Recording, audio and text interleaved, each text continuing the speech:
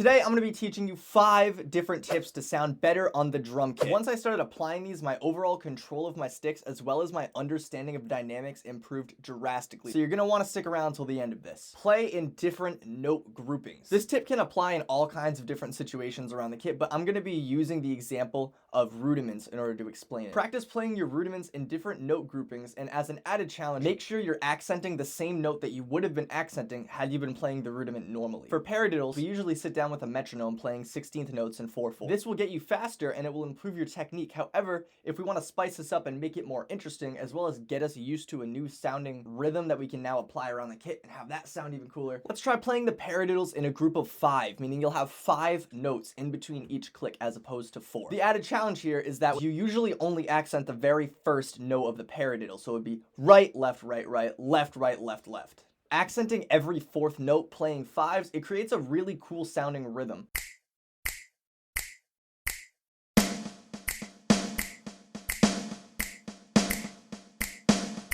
Practicing this with paradiddles will really broaden your horizons, give you a lot more creative ideas that you can now apply to the actual drum set when you're making fills or beats, whatever. And this same concept can be applied to every single different rudiment and every single different type of note grouping. You could play 6-stroke rolls as septuplets. You could play paradiddles as sextuplets. You could play double paradiddles as 16th notes. You could play a 5-stroke roll in 16th notes. Playing in different note groupings is really cool, but in order to gain an even more well-rounded perspective on this whole topic of metric modulation, playing different note groupings, whatever, you should also understand how to accent different notes in those groupings. In the last example of playing different rudiments and different note groupings, I said you'd have to accent only the correct notes of each rudiment.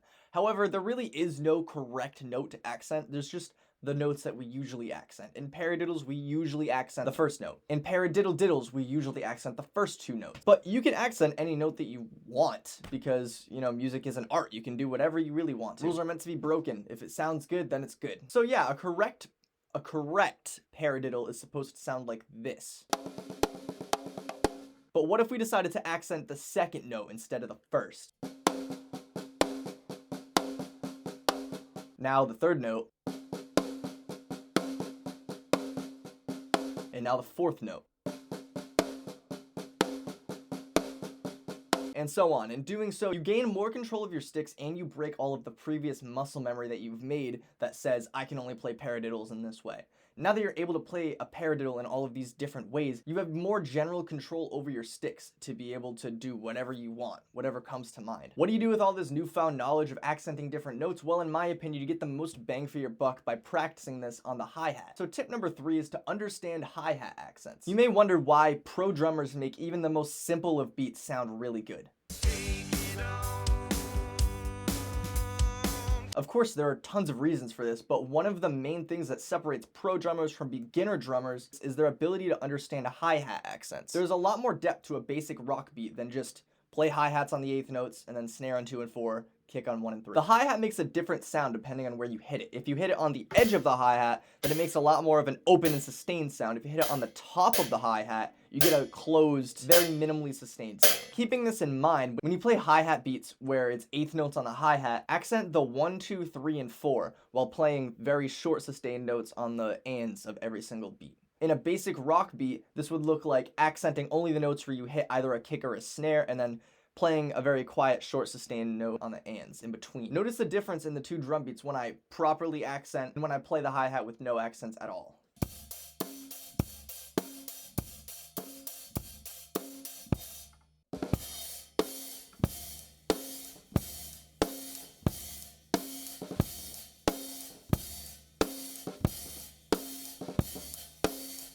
If you want a really funky sounding groove, do the opposite of this. Only accent the ands of every single beat. In a basic rock beat, that's gonna look like only accenting every single hi-hat hit where you're not hitting either the snare or the bass drum.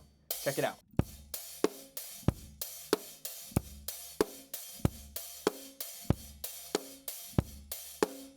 So all of this talk about accenting different notes, understanding accents, understanding note groupings, they're all cool, but if you don't understand how to play in time, then it's completely useless. And that's why tip number 4 is to get used to playing really slow, like uncomfortably slow. What I've found is that the way to really improve your timing is not to increase your speed, It's actually to decrease it to a level where the metronome seems so far apart that it's kind of hard to actually play to it properly.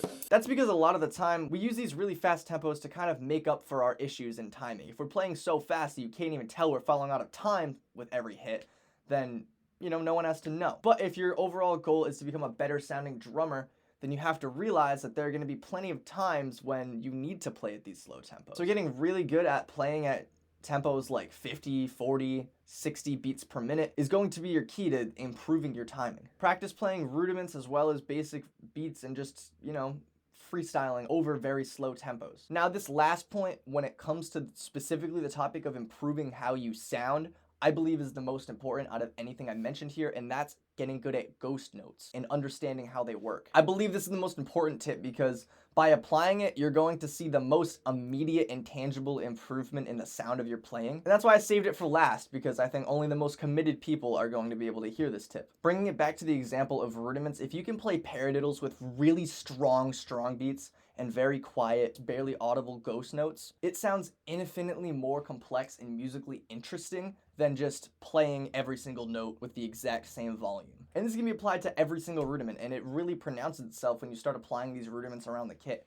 I mean, my favorite rudiments to actually play around the kit are Swiss Army triplets, paradiddles, six-stroke rolls, double paradiddles, paradiddle diddles. These are all very easily applied around the kit. And when you understand how to accent the strong beats, your fills are going to sound a lot cooler and frankly less amateur-ish.